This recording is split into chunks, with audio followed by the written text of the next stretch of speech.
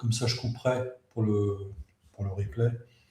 Eh bien, bonjour à toutes et à tous. Bienvenue dans ce nouvel épisode de ZStream. Donc, nous codons une application avec Zilio et l'IA. Donc aujourd'hui, on a pas mal de sujets à adresser. On a des gros sujets. Donc, on va commencer par une première demi-heure sur les évolutions Zilio de cette semaine. Parce que vous savez, nous, on livre des fonctionnalités assez régulièrement. Et parfois, des grosses évolutions peuvent arriver assez régulièrement. Donc là, on va voir cette semaine, on va avoir des grandes évolutions, des évolutions majeures au niveau des actions. Ça faisait un moment qu'on n'avait pas fait évoluer l'éditeur d'actions, avec la possibilité eh bien, de réutiliser les actions dans votre application. Donc ça avait été demandé plusieurs fois. Imaginons que vous ayez défini un traitement, je ne sais pas, qui vérifie le rôle d'un utilisateur, puis envoie une push notification, puis un email.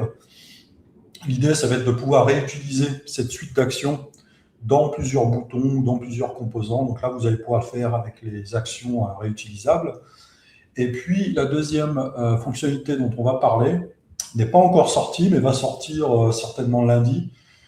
Et très, très attendu. Donc c'est à propos des boucles, justement, dans les actions. Et donc, vous allez pouvoir répéter des traitements dans vos actions. Donc, on va voir ça aujourd'hui sur le serveur de pré-production. Et vous l'aurez, je pense, dès lundi, disponible dans vos applications. Et la troisième fonctionnalité dont on va parler aujourd'hui, c'est une fonctionnalité dont on n'a pas beaucoup parlé. C'est l'intégration. Alors, je pensais l'avoir ici, mais sur le site. L'intégration TimeTonic, qui existe depuis un certain moment maintenant. Vous voyez, Zilio est intégré à plusieurs systèmes, plusieurs bases de données. Évidemment, il y en a plus que ça, mais en termes de bases de données, effectivement, on a déjà fait un stream sur Google Sheet, on a fait un stream la semaine dernière sur Airtable, et on a fait un stream sur Make. Zapier, je ne pense pas qu'on fasse un stream sur ce sujet. Bon, c'est très similaire à Make, ceci dit. Et puis, on n'avait pas fait de stream sur TimeTonic. Vous allez voir, c'est très, très similaire à l'intégration Airtable. Ça fonctionne grosso modo de la même façon. Sauf que TimeTonic, c'est une solution française avec qui on travaille et qui fonctionne très bien, qui est vraiment une très bonne alternative à ceux et celles qui utilisent déjà Airtable aujourd'hui. Si vous cherchez une solution performante et française, on vous recommande chaudement TimeTonic. Et puis, qu'est-ce que je pourrais dire aussi? Nous, on sait aussi, pour l'avoir intégré, que TimeTonic est vraiment performant. Je veux dire, le quota d'API est bien plus généreux, et même en termes de performance, on avait estimé que TimeTonic était 3 fois plus performant que Airtable quand on faisait des appels API. Voilà, très, très bonne solution française. Si vous cherchez à mettre en place une solution modulaire avec 2 solutions no-code françaises, eh bien, vous avez la combinaison parfaite, l'aspect application sur mesure de Zilio en responsive, et puis un back-end extrêmement bien outillé, scalable, TimeTonic. Donc, on va aborder ce sujet aujourd'hui. Vous allez voir, c'est très, très similaire à Airtable dans son principe. Voilà, écoutez, on va démarrer tout simplement. Alors, je n'ai pas répété, donc on va un peu improviser aujourd'hui. Eh bien, on va cliquer sur « Se connecter » et puis, voilà, on va changer de compte. On va aller sur le compte Stream, voilà, Zilio Stream.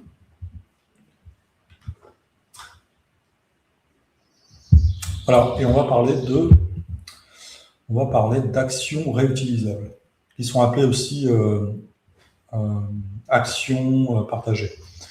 Alors, on va créer une nouvelle application, action, et puis, voilà, donc on a une application complètement vide à ce niveau, et puis on va créer un premier écran. Alors, je n'ai pas vraiment réfléchi à des cas fonctionnels. Qu'est-ce qu'on pourrait dire?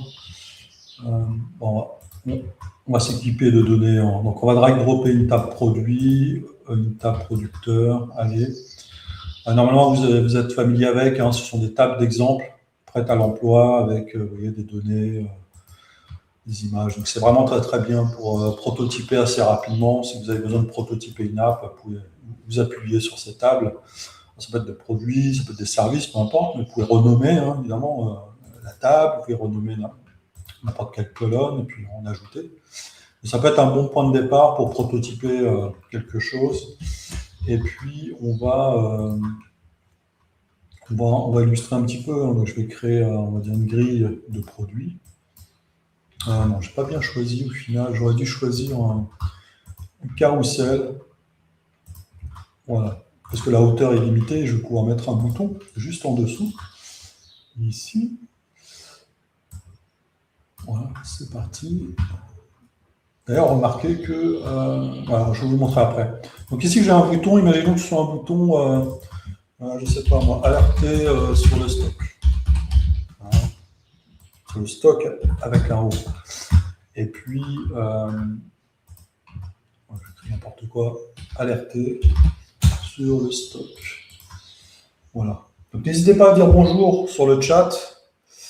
Et voilà, on se sent moins seul hein, quand on est en stream, quand on sent qu'on est accompagné.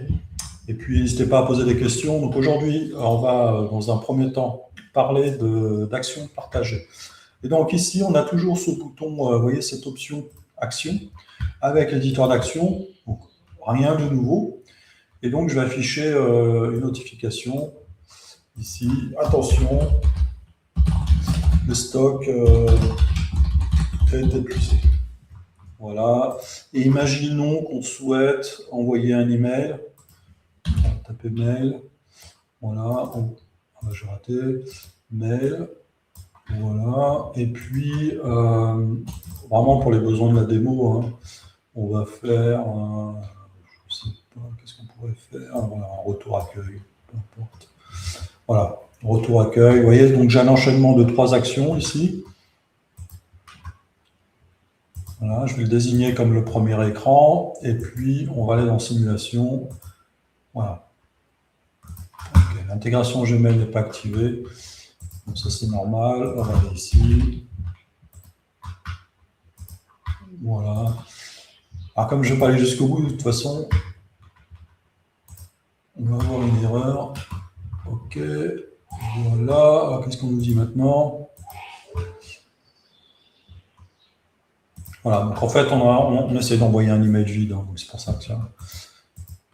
On a une erreur. Je n'aurais peut-être pas dû prendre cet exemple-là. Je vais en prendre un autre. En fait, il faudrait ici renseigner un email. Sujet test. Il devrait être content. Allez, c'est parti. Voilà. Attention, le stock est épuisé. Donc ici, on a une action assez classique. Hein, donc ça, vous connaissez déjà. Mais maintenant, vous avez la possibilité.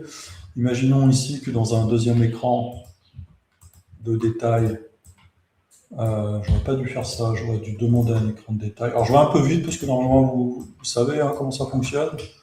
Donc là j'ai demandé un écran de détail et puis au niveau des transitions, ici on va faire un lien. On arrive sur cet écran. Voilà, et je vais pouvoir ajouter un autre bouton. Imaginons qu'on souhaite faire la même chose. J'ajoute ici un bouton. J'aurais pu copier-coller le bouton, hein, ceci dit. Voilà, alerter sur le stock, bon, pour l'instant, j'ai rien. Donc là, l'idée, ça va être de dire, j'ai 2 écrans, et je veux que ces 2 écrans fassent la même chose. Enfin, ces 2 boutons fassent la même chose sur les 2 écrans, puisqu'ici, on a déjà un produit qui est sélectionné, et puis ici, par définition, hein, parce que c'est un détail, on a aussi un écran, un produit sélectionné. Bonjour Jérôme. Ok. Donc là, ce qu'on pouvait faire, c'est on pouvait copier avant. Hein, on pouvait ici copier et coller la valeur ici. Mais ce serait 2 copies. Hein, ce serait 2 copies de cette suite d'actions. Alors, ce n'est pas tout à fait ce qu'on veut, parce qu'avec les actions partagées ici, on va pouvoir dire je rends mon action partagée. Voilà, donc c'est action alerte. Donc là, on nous propose créer une action partagée. Je fais OK. Et donc ici, on a une action partagée qui s'appelle action alerte. Et d'ailleurs, si on se rend dans action, donc c'est le nouvel onglet, on a ici une nouvelle action globale partagée qui contient la suite des actions définies tout à l'heure. Vous voyez ici, cette définition n'est plus spécifique à ce bouton. Elle est maintenant globale. Remarquez que quand je clique ici, je bascule sur l'onglet numéro 3 ici, Action, ce qui me permet de la définir globale. Okay, donc si je fais une modification, évidemment, cette modification sera globale. Elle ne sera pas spécifique à ce bouton. Alors, autre nouveauté, évidemment, c'est de pouvoir sélectionner dans un autre bouton cette action partagée. Je clique ici, j'ai la liste des actions partagées, je la sélectionne. Okay, donc si je clique ici, attention, le stock est épuisé, je clique sur le détail, je clique sur le deuxième bouton, attention, le stock est épuisé. Je pense que je vais recevoir une trentaine de mails à force de cliquer sur le bouton. OK. Donc, vous voyez l'intérêt. Donc, l'intérêt, évidemment, c'est que si on fait un changement au niveau global, il y est répercuté sur tous les appels. Donc, si je rajoute, par exemple, ici un point d'exclamation et que je le mets en erreur, imaginons. Voilà, je quitte, je reviens ici en simulation, je relance. Vous voyez ici, la modification a bien été apportée globalement. Voilà, donc Lexoyo nous fait un pouce vers le haut. Merci à toi. Alors, je ne sais pas qui tu es, Lexoyo, je ne sais pas si on se connaît. Je ne sais pas si tu es déjà dans la communauté Zilio. Je ne sais pas si tu as déjà eu besoin de cette fonctionnalité. N'hésite pas à partager. Et donc voilà, donc, ici, quand on crée maintenant un bouton, vous allez pouvoir choisir, est-ce que je veux une action locale, donc spécifique. Ah oui, Alexoyo, ok. Ok, donc ici on peut choisir soit action locale, donc spécifique à ce bouton, soit action partagée, maintenant, donc ça c'est nouveau aussi. Et donc ici on va avoir la liste des actions partagées. Donc Lexoyo nous dit, je suis un curieux, et non, je trouve l'interface bien sympa. Bah, merci. Puis n'hésite pas à nous dire si tu as des remarques particulières. Si tu es curieux, j'imagine que tu connais déjà des outils no-code. Et voilà, donc ici, si je crée un bouton, vous voyez, ce nouveau bouton est immédiatement associé à Action Alerte. Donc là, on est bon. Qu'est-ce qu'on peut dire d'autre? On peut dire d'autre. On peut aller ici et créer une action globale directement. Donc, nouvelle action sur clic utilisateur. Voilà, je fais créer. Voilà, donc ici, j'ai une action qui est globale, qui pourrait être réutilisée par la suite. Vous n'êtes pas forcé de passer par un bouton pour créer une action globale. Voilà, et puis la dernière chose qu'on pourrait dire aussi, c'est qu'à un moment donné, vous pouvez très bien décider que ce bouton en spécifique ici, finalement, cette action globale, en tout cas cette définition d'action ne correspond plus à ce qu'on attend de ce bouton.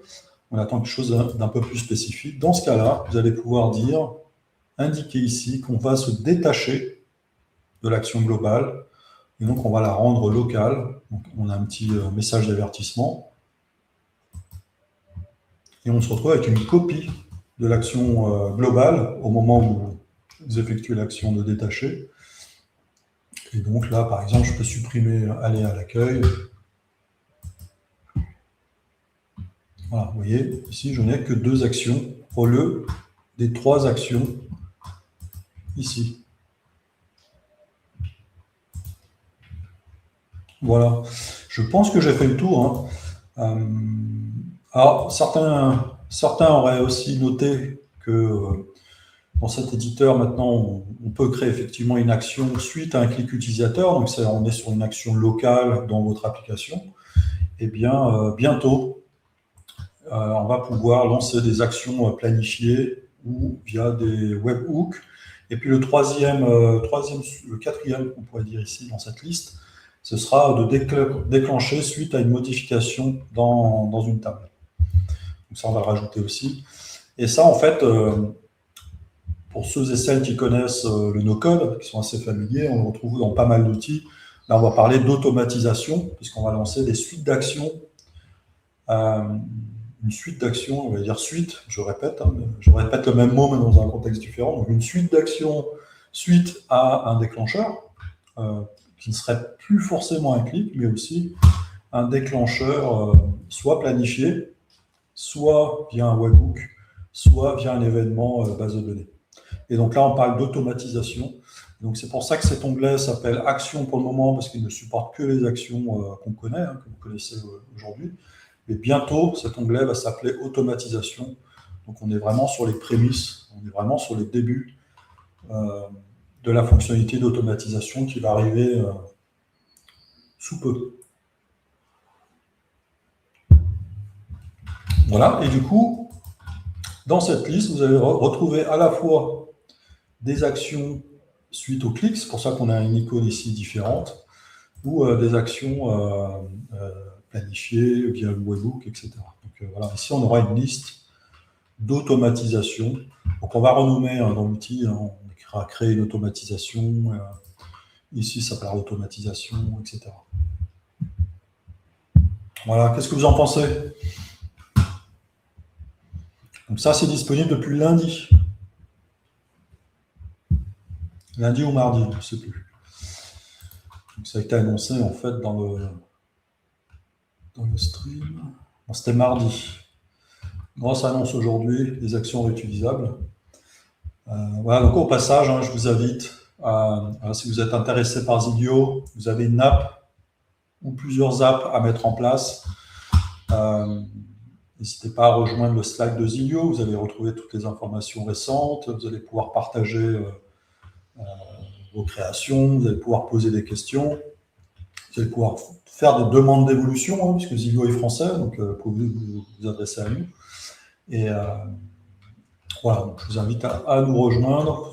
Si vous voulez avoir des informations encore plus fraîches, quotidiennes sur Zilio. Et puis on peut vous aider aussi, si vous avez un projet, on peut vous indiquer si Zilio répond aux besoins assez rapidement. Voilà. Et écoutez, c'était le premier point que je voulais adresser aujourd'hui. Et donc, Alex nous dit, Nico nous dit top. Merci Nico. L'UX est bien, je trouve, nous dit Alex. Et puis global, local. Ouais, c'est pas évident de trouver un bon nom, Alex. Entre action partagée, action globale. Qu'est-ce qu'on avait d'autre? Partagé, global. Je sais plus. On a hésité entre trois termes. C'est pas évident de trouver un moment. Ceci dit, ça va s'appeler, tout va s'appeler automatisation. Voilà. Mais ouais, si vous avez des propositions, c'est vrai que quand on dit local, global, local, partagé, pas partagé, c'est pas évident de trouver les bons termes. Ok, alors ça c'était le premier sujet. Ouais, Alex nous dit c'est pas mal, global, local, effectivement. Ok, alors le deuxième sujet est très proche, parce qu'on va parler de boucles. On va parler de boucles dans les actions. Donc ça, c'est un sujet dont on parle depuis très longtemps, où on nous demandait la possibilité, vous voyez ici, j'ai un flow ici, et de pouvoir boucler. Pas forcément revenir en arrière ou aller revenir à un certain point, mais surtout boucler sur une liste de données pour pouvoir répéter une suite d'actions. Par exemple, vous avez une liste d'utilisateurs, vous voulez leur envoyer un email. Ben, aujourd'hui, vous ne pouvez pas. Vous pouvez le faire que un à la fois. Mais vous ne pouvez pas lancer une action qui va parcourir une table selon un filtre et puis exécuter par exemple un envoi d'email, une push notification ou autre. Ou même mettre à jour une autre table. Ça, ce n'était pas possible. Il fallait vraiment passer par une automatisation comme Make ou Zapier. Donc, je vais vous montrer comment ça marche. Et pour cela, je vais aller sur le serveur de pré-prod, parce que ce n'est pas encore sorti, mais ça va sortir normalement lundi. Et là, on va parler des boucles. C'est parti. Là, Alex, tu pourrais nous dire aussi, vu que tu découvres, ce que tu en penses. Et donc là, on va faire quelque chose de similaire. On va créer un écran. Voilà, on va récupérer des données. Et puis, on va afficher un écran, voilà, qui liste des produits, voilà, peu importe. Voilà, on n'a même pas besoin de faire ça, en fait. Bon, je vais l'enlever. Donc là, ce qu'on va vouloir faire, c'est on va vouloir utiliser une boucle. Alors, je vais trouver un exemple le plus simple possible, qui n'a pas forcément d'intérêt, mais en tout cas, c'est le plus simple possible. Donc, je vais vous l'illustrer, puis après, on ira sur un exemple un peu plus pertinent. Donc, on va créer un bouton, encore une fois, parce qu'on est sur les actions, ici. Et puis, on va dire, voilà, je veux boucler. Voilà. Et puis, ici, on a notre éditeur d'actions. Vous voyez ici, on a deux actions nouvelles qui font partie de la section contrôle qui vont nous permettre de boucler. Donc ici, je vais prendre le début de boucle et on va indiquer ici qu'on souhaite boucler sur la table produit. Pour indiquer un filtre, je ne vais pas le faire. Ici, on a un garde-fou. On ne va peut-être pas boucler sur une table. Zilio peut monter jusqu'à 10 millions, donc on ne va peut-être pas boucler sur une table de 10 millions. Mais voilà, on a un garde-fou pour ne pas boucler à l'infini. Et donc, Alex nous dit, j'ai vu déjà quelques-uns de tes lives. Ce que je kiffe, c'est les différents écrans, les uns à côté des autres, les liens. Ouais, effectivement, Alex. En fait, c'est un choix qu'on a fait dès le début, parce qu'on trouve vraiment important, si je vous montre celle-ci, nous, on trouve que c'est vraiment important, quand on crée une application, de s'y retrouver et de comprendre le parcours utilisateur. Et en fait, alors c'est repris des outils d'infographistes comme Figma, Adobe XD, où effectivement tu vois tes écrans en situation. Donc ça, c'était aussi un effort de notre part, c'était de faire en sorte que les écrans fonctionnent avec vos données. C'est-à-dire qu'ici, on a vraiment les recettes qui sont dans ma table. On a vraiment ici nos données en action, visibles directement, comme si on voyait les écrans de notre application sur mobile ou sur desktop. Et donc ça, c'était vraiment partie de notre vision, c'est de voir l'ensemble des écrans. Voilà, on arrive sur notre espace de travail, on a déjà nos écrans en action. On n'est pas obligé de faire simuler à chaque fois qu'on souhaite voir un résultat. Et puis imaginez que ce que vous souhaitez tester se retrouve, je ne sais pas, 5-6 écrans ou même 10 écrans plus loin. Après l'authentification, c'est un peu pénible. Alors qu'ici, voilà, vous naviguez à travers vos écrans. Voilà, sur une planche de travail. Mais oui, Alex, c'est vraiment un truc qu'on tient vraiment, ça on le gardera. Ok, donc Alex me dit, ok, je te dis mes impressions. J'espère ne pas avoir fait d'erreur en te demandant ton impression. Non, je plaisante. Hein. Ça m'intéresse, les boucles aussi, j'ai toujours un casse-tête. C'est toujours un casse-tête de rendre ça simple en no-code. Et Alex me dit, ouais, c'est assez ouf, ça, le fait qu'il y ait des vraies données. J'aime beaucoup. Bah, merci Alex. Ok, je sais plus où j'en étais. Je n'ai pas créé une app. Ah, c'est boucle. Ok. Voilà, bouclé. Donc ici, on a bouclé. Alors, ce qu'on va faire, c'est qu'on va juste attendre 5 secondes et on va fermer la boucle. Voilà. Donc en fait, le principe est le suivant, c'est que, moi je vais vous le rendre un peu plus complexe pour que vous voyez un peu. Imaginons qu'on ait une autre action juste avant. Voilà, on a une suite d'actions, peu importe, hein. Vous allez pouvoir définir une boucle n'importe où dans votre workflow. Il va falloir définir un début et une fin. Voilà. Vous n'êtes pas obligé de définir une fin. Si vous ne définissez pas une fin, en fait, c'est toute la branche ici qui ira jusqu'à sa complétion. Voilà. Il faut quand même, on recommande quand même de définir une fin. Ça évite les erreurs. Imaginez ici que j'ajoute un message. Il ne faudrait pas que je pense que le message soit répété alors qu'il ne l'est pas. Ici, il ne l'est pas parce qu'il ne fait pas partie de la boucle, alors qu'ici, il l'est. Donc on recommande quand même de mettre une fin, au moins pour la lisibilité de votre flow. Voilà. Donc là, on voit bien qu'il ne fait pas partie de la boucle. Et là, vous voyez, hein, cette zone est sélectionnée. Voilà. Vous pouvez avoir plusieurs boucles. On peut également faire des scénarios un peu plus compliqués. Voilà. Bon, attends, je vous montre après, hein. Donc là, je vous fais une démo directement. Donc on a une boucle qui va boucler sur notre table produit, donc il y en a 11, et on va attendre 5 secondes. Voilà. Donc si je clique, il ne va rien se passer, hein, c'est-à-dire que la boucle va se dérouler, mais visuellement, on ne va rien voir, ce qui est tout à fait normal. Mais pour voir quelque chose, on va ici sélectionner une donnée, donc on va afficher le nom, on va afficher la description, et puis on va afficher l'image du produit. Voilà. Vous allez me dire comment j'ai fait en fait. En fait, il suffit d'aller produit liste 2, c'est notre écran, c'est celui-ci. Dans cet écran, on a une donnée qui s'appelle produit. Et en fait, cette donnée produit, elle provient de cette boucle. Si vous vous souvenez ici, on sélectionne depuis la table produit dans une variable qui s'appelle produit. Donc en fait, dans notre écran, on peut maintenant faire référence à la donnée sélectionnée par la boucle. Parce que la boucle va se faire sur cette table et va mettre à jour cette donnée à chaque fois qu'on itère sur un enregistrement. Donc ça fonctionne exactement comme un composant de liste. Un composant de liste, vous sélectionnez la table et une variable va être associée en fonction du choix de l'utilisateur. C'est exactement la même chose. Une boucle va sélectionner un enregistrement de la même façon qu'un utilisateur sélectionnerait un produit. Donc ça fonctionne vraiment exactement de la même façon.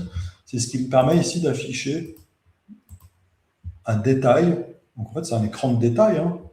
C'est un écran de détail tel qu'on a l'habitude de le faire, sur une donnée qui ne provient pas d'un carrousel ou d'une liste, mais une donnée qui provient d'une boucle. Et Alex me dit, j'aime beaucoup, bravo. Il me dit les boucles. Ouais.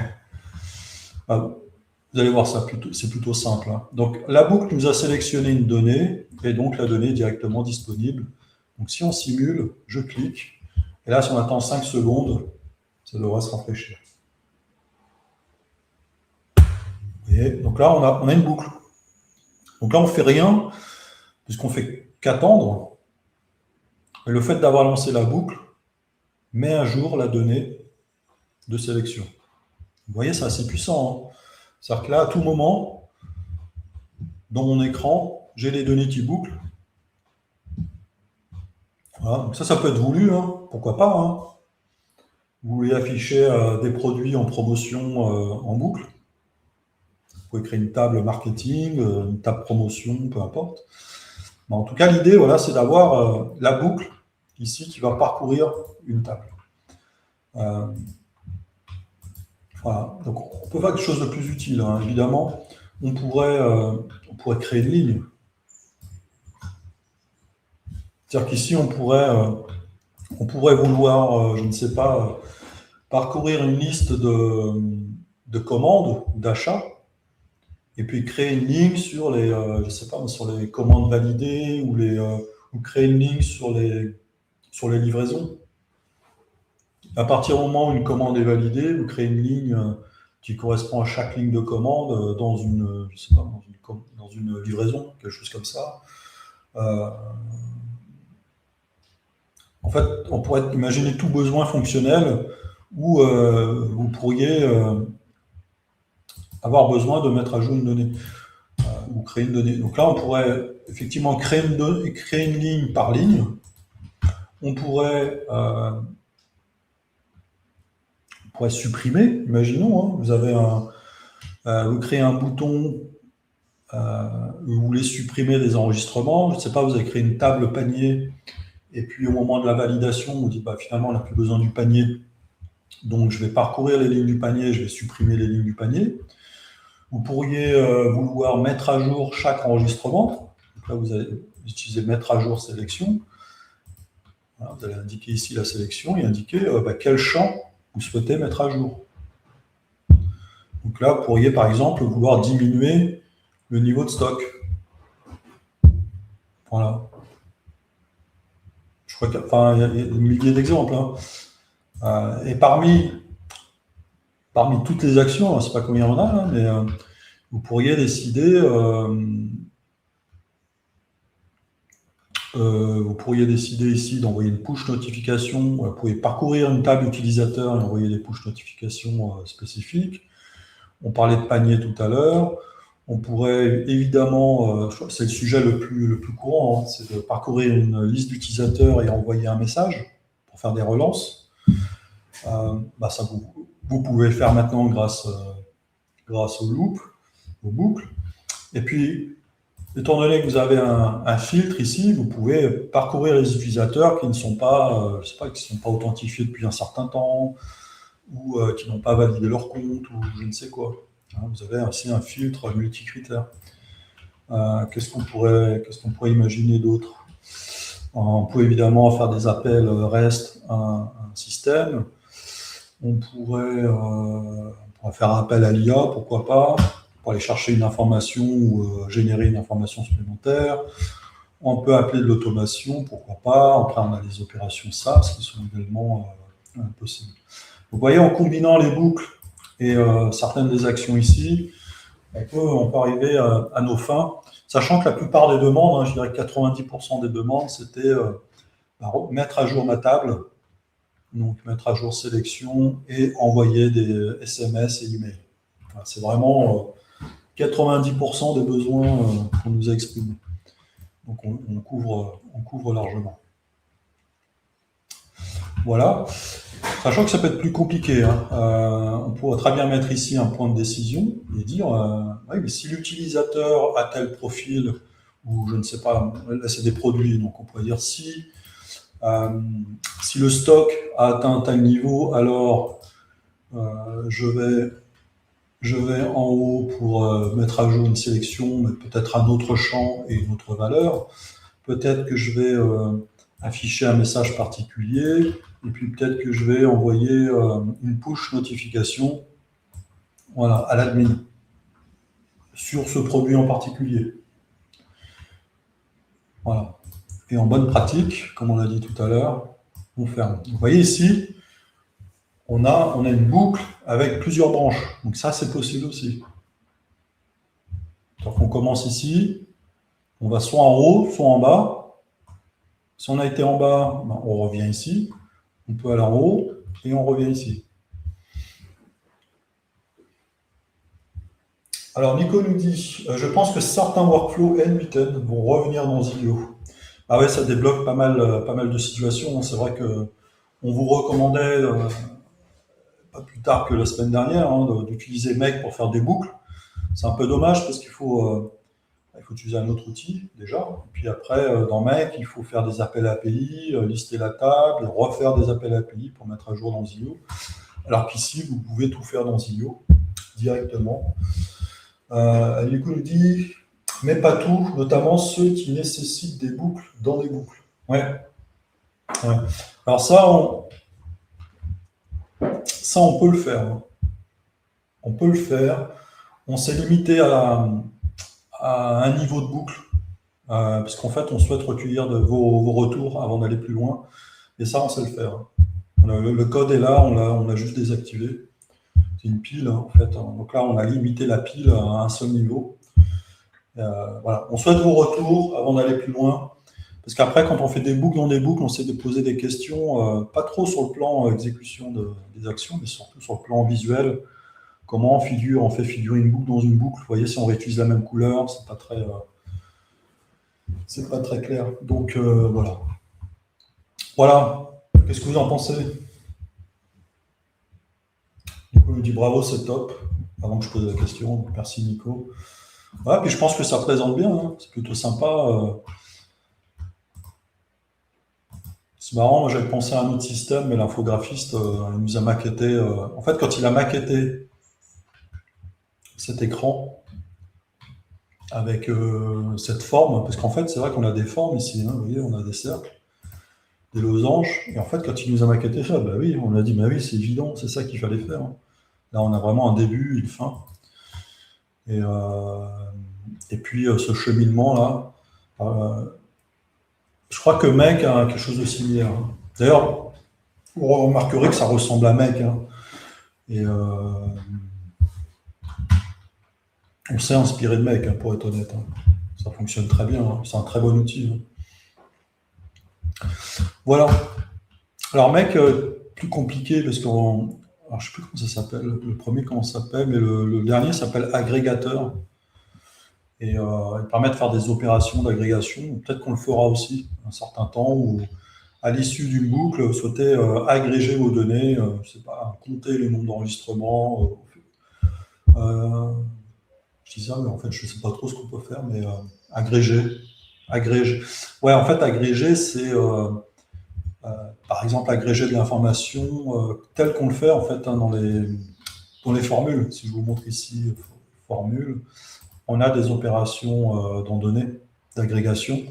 Vous pourriez, dans cette boucle de fin, calculer un nombre maximal, minimal, moyenne, faire des recherches, et puis concaténer. C'est ce qu'on fait dans chercher, voilà, rechercher des lignes.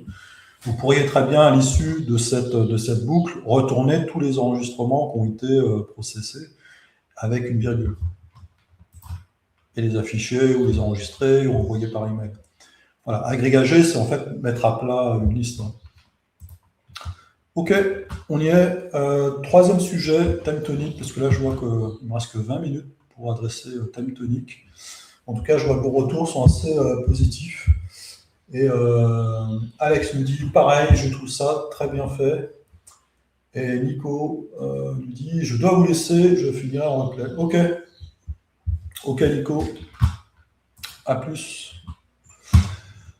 Troisième sujet, time tonic. Donc, on va basculer sur le serveur de production. Je suis en Z-Stream. Donc ça, attends, est-ce que c'est bien? Non, c'est pas bien. C'est pas bien parce que j'ai pas d'appli time tonic là, on est d'accord? Non, j'en ai pas. Donc, je vais utiliser ce compte. Parce que je devrais avoir une appli time tonic. Voilà. Et puis, voilà, en fait, je vais la cloner. En fait, je la clone pour gagner du temps, pour éviter de ressaisir toutes les informations de connexion. Donc, on va effacer ça. On va aller dans Données. Et puis, on va sélectionner toutes les tables. Voilà, j'ai tout supprimé. Voilà, on n'a plus d'écran, on n'a plus de table. En revanche, on a notre paramétrage. C'est pour ça qu'on a cloné l'application. Donc en fait, si vous allez dans les paramètres, vous allez voir ici un paramétrage dédié à Time Tonic. Vous allez activer Time Tonic. Je rappelle que Time Tonic est disponible dès le plan gratuit. Et dans les paramètres, vous allez devoir indiquer la clé API Time Tonic que vous trouvez dans votre compte Time Tonic, évidemment, et également l'utilisateur, l'identifiant utilisateur de Time Tonic. Ensuite, on a un paramètre qui permet de spécifier le format de date que vous utilisez dans Time Tonic. Par défaut, ce format, il est à jour, mois, année. Il pourrait être différent. Voilà, vous pouvez laisser par défaut si vous êtes OK. Donc, tester la configuration TimeTonic. Là, on dit que c'est OK. Zilio a même trouvé 8 bases de données TimeTonic dans ce compte TimeTonic. Et donc, ça va fonctionner de la même façon hein, que Google Sheet et Airtable, si je fais référence au stream de la semaine dernière, c'est que dans Importer, vous allez avoir TimeTonic. Ici, vous allez retrouver vos bases TimeTonic. Je vais prendre celui-ci. Donc, en fait, hier, j'ai importé les mêmes données qu'on avait importées dans Airtable. Donc, on était sur un domaine fonctionnel sur les interventions. Donc, j'ai importé les trois tables. J'importe. Voilà. Donc, ici, j'ai mes 3 tables TimeTonic. Qu'est-ce qu'on peut remarquer ici? Enfin, peut-être que les liens s'affichent. On a régressé là, je pense. Hein. Normalement, les liens devraient s'afficher directement. Voilà, donc on a nos 3 tables. Vous voyez, Zilio a déterminé les liens entre les tables. Donc ici, on a notre table d'intervention dans laquelle on a un titre, la salle dans laquelle le technicien interviendra. On a un type d'intervention, priorité, etc. Bon, c'est classique. On peut consulter les données. Donc ici, j'ai le contenu de ma table TimeTonic. On va pouvoir ici modifier les données. Donc ça modifie les données côté TimeTonic. D'ailleurs, je pourrais vous montrer. TimeTonic. On se connecte. Tac, tac. Tac, tac, tac. Intervention. Je ferme ça. Et donc, on a ici notre table d'intervention, salle, technicien. Voilà, on a les mêmes données hein, qu'on retrouve dans Zilio. Alors, dans TimeTonic, on peut créer des vues, à l'instar de Airtable, et donc on pourra également apporter des vues dans TimeTonic en activant cette option. Voilà, donc là, dans mon exemple, je n'ai pas créé de vue spécifique. En revanche, dans Démo, vous voyez, pièces détachées, ici, il y a une vue Zilio et la vue par défaut. Alors que dans l'intervention, je n'ai pas créé de vue spécifique, donc on reste sur la vue par défaut. Voilà. Donc, on a nos 3 tables qui sont importées. Alors, une fois que c'est importé, ce qu'on peut remarquer ici, c'est qu'on a l'ensemble des colonnes déclarées dans TimeTonic avec leur nom. On peut affiner, c'est-à-dire qu'on pourrait affiner le paramétrage pour indiquer à Zilio, bon, ce champ a été déterminé comme, je ne sais pas, chaîne de caractères, texte simple, mais finalement, moi je sais, parce que je connais le métier de mes tables, je sais, ah ben là j'ai un parfait exemple, c'est que adresse, je sais que c'est une localisation. Donc je vais changer le type ici en emplacement, je confirme. Ville, je pourrais faire la même chose. Et en fait, quand je fais ça, on ne change rien côté TimeTonic. Hein. Sachez que quand on modifie ici nos tables, si je change l'ordre des colonnes par exemple, ou je change le type, comme je viens de faire, je ne modifie jamais les tables TimeTonic. On peut modifier les données, mais on ne change pas la structure des tables TimeTonic depuis Zilio.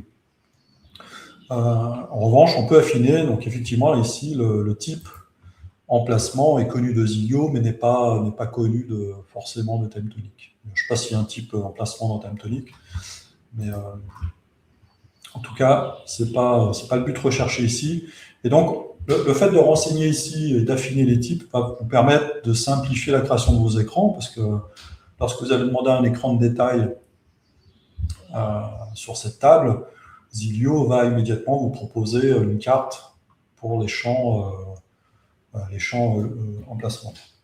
Okay, pas de nouveau message. Donc voilà, première remarque. Deuxième remarque, vous voyez, les liens sont créés entre les tables. Et d'ailleurs, si on consulte ici le détail, vous voyez ici, j'ai bien ici les relations qui sont identifiées.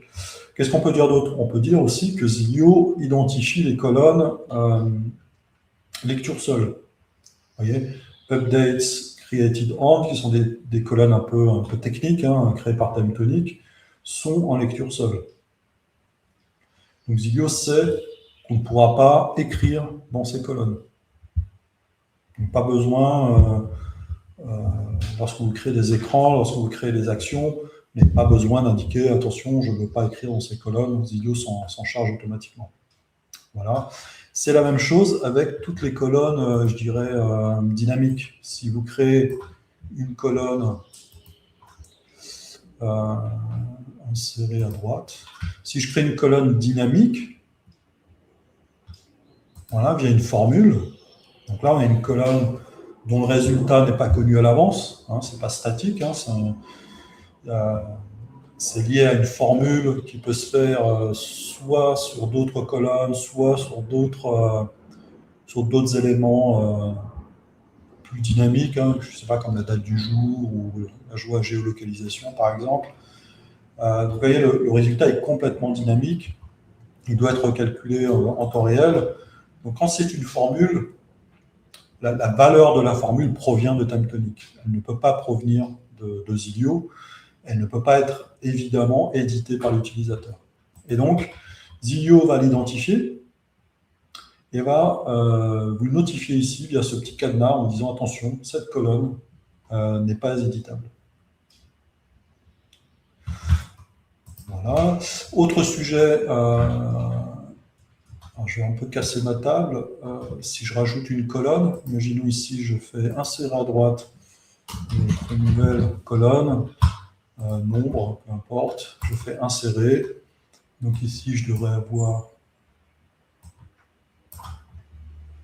Ah, d'accord, il la met ici. OK, nouvelle. Je reviens dans Zilio. Alors, c'était quelle table? Intervention. Donc, je reviens sur Zilio, je sélectionne ma table, je fais synchroniser colonne. Et vous voyez ici, ma nouvelle colonne apparaît. Donc ça vous permet de resynchroniser sous votre contrôle les colonnes que vous souhaitez intégrer dans votre application Zilio.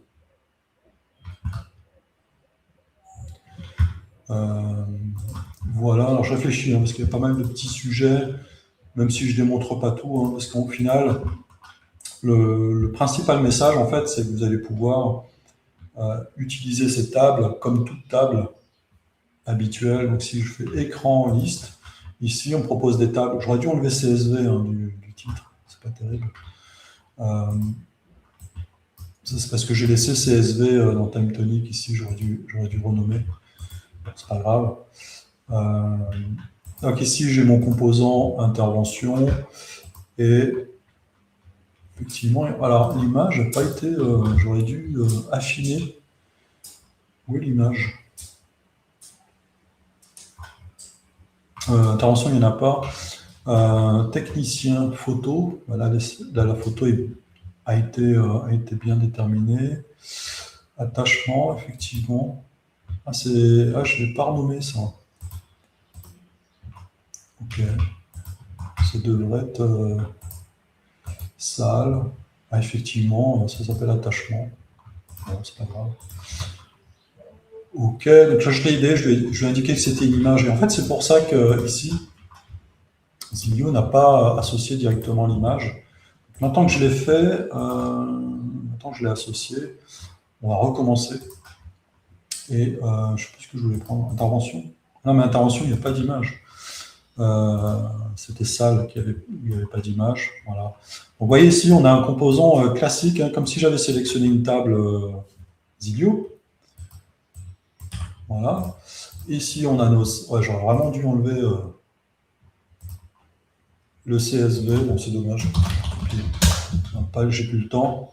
Je zoome un peu pour vous. Vous voyez ici, on a vraiment un écran classique avec un composant de liste classique qui vient lister le contenu des tables TimeTonic. Vous voyez ici, on a le composant liste, publication, mosaïque. Voilà, on a vraiment accès à tout le potentiel Zilio. C'est pas parce qu'on fait du TimeTonic qu'on peut en faire moins. Voilà, si je vous fais un écran de détail. Alors, il s'appelle intervention, mais j'ai mis des salles. Hein. Bon, c'est ce que je vous disais tout à l'heure. On a ici une identification des champs. Avec ici, c'est peut-être pas utile d'avoir les deux. Hein. Voilà, je peux retirer ça. Vous voyez, tout est modifiable. Hein, on peut passer au mode horizontal. Ici également, capacité, je peux le passer en option. Équipements principaux, je peux le passer en option aussi. Vous voyez, donc là, c'est vraiment adapté hein, pour le coup. Update, vous voyez, c'est un peu technique, donc je vais le retirer. Create ident, je le retire. On n'a pas de commentaire, mais celui-ci, je n'ai pas de valeur, mais en tout cas, on pourrait utiliser le composant suggestion, qui marcherait bien. Statut active, donc là, on est sur une valeur possible, donc là, option fonctionnerait bien. Vous voyez, donc on a vraiment tout le potentiel de Zilio disponible pour créer des applications sur mesure. Donc si on simule, vous voyez ici, voilà, toutes les données proviennent de TimeTonic. Voilà, on a également mis en place un cache qui nous permet d'éviter de faire trop d'appels à l'API TimeTonic. Donc Zilio prend en charge ce cache et le met à jour le cas échéant. Ok, pas de nouveaux messages. Et donc, écoutez, voilà, on peut également faire des opérations de mise à jour. Vous voyez ici, j'ai créé un écran de mise à jour, donc assez classique. Comme d'habitude, hein, vous avez le choix de mettre les champs que vous souhaitez mettre à disposition en termes de mise à jour. Vous n'êtes pas obligé de proposer toutes les possibilités. Et puis dans le composant, ici le bouton confirmer, on a comme d'habitude à mettre à jour sélection. Vous mettez à jour la sélection. Vous pouvez également mettre à jour un sous-ensemble des colonnes de votre table. Voilà, et puis le dernier sujet que j'avais en tête, c'était les vues. Vous allez pouvoir définir des vues dans TimeTonic. Ça fait longtemps que je ne l'ai pas fait. Si je crée une nouvelle vue, voilà. Vous allez pouvoir masquer les colonnes. Voilà, celle-ci invisible. Vous allez pouvoir indiquer aussi lecture seule. Voilà, donc ça c'est la table, c'est quelle table? Salle. Et vous allez pouvoir également filtrer les données. Hein, vous allez pouvoir importer dans Zilio une table avec moins de colonnes et moins de données. Donc ça c'est la table salle. Ok, ça tombe mal, c'est celle que j'ai utilisée. Donc là si je supprime, parce qu'on ne peut pas importer à la fois une table et une vue, qui se reportent à la même table. Donc je clique ici. Sur salle, maintenant, j'ai 2 vues. Voilà, donc j'ai moins de colonnes. Et si j'avais défini un filtre, j'aurais moins de données. Voilà, donc là, il n'a pas apprécié. Voilà,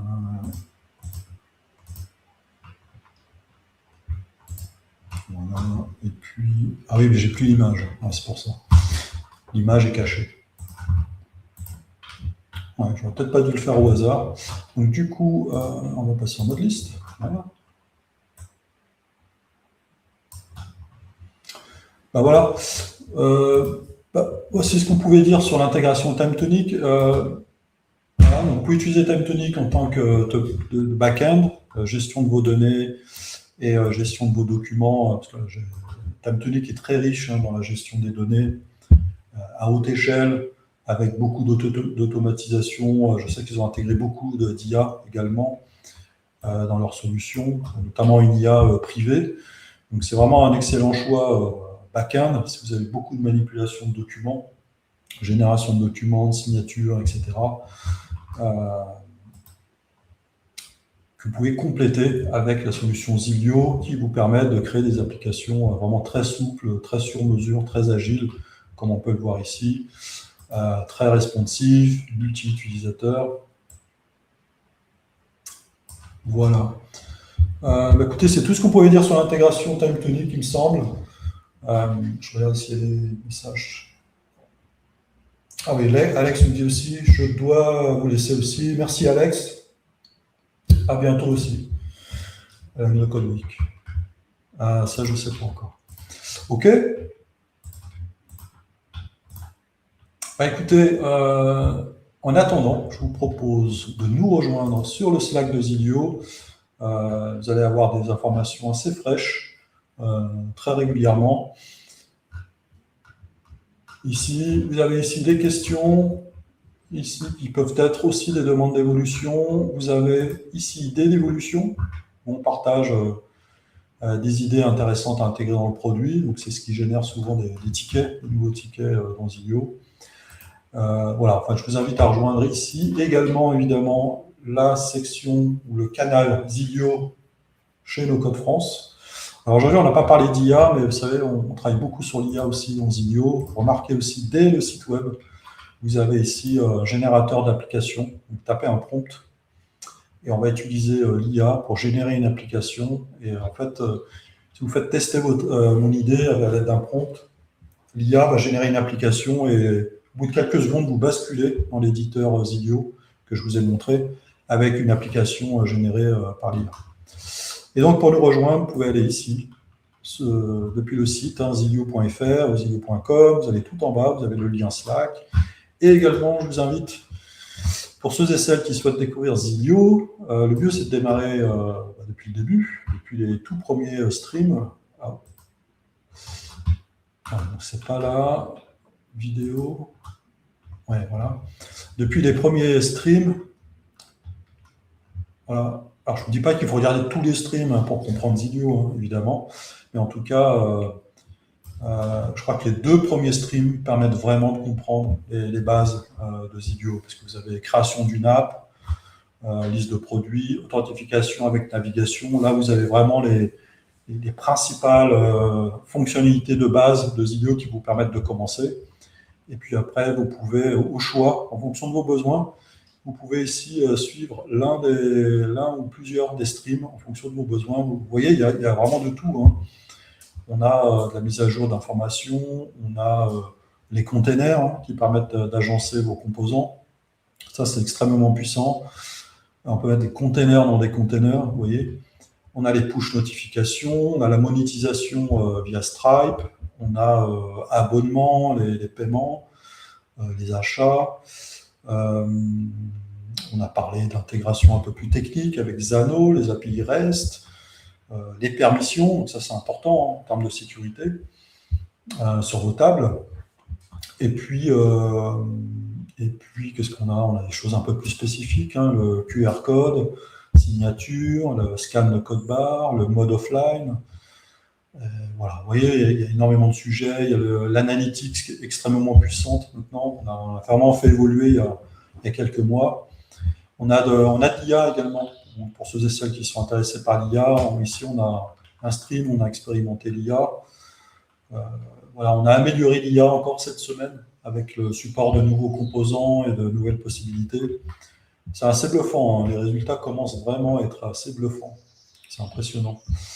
Et puis l'accessibilité également, on l'a évoqué la semaine dernière, nos composants commencent à supporter le standard RGA en termes d'accessibilité. Et d'ailleurs, on développe une application pour une association. Notre application est en cours de test par des utilisateurs concernés. Voilà, écoutez, d'ici là, moi je vous souhaite un bon après-midi, un bon week-end, et puis à la semaine prochaine. Allez, bye bye.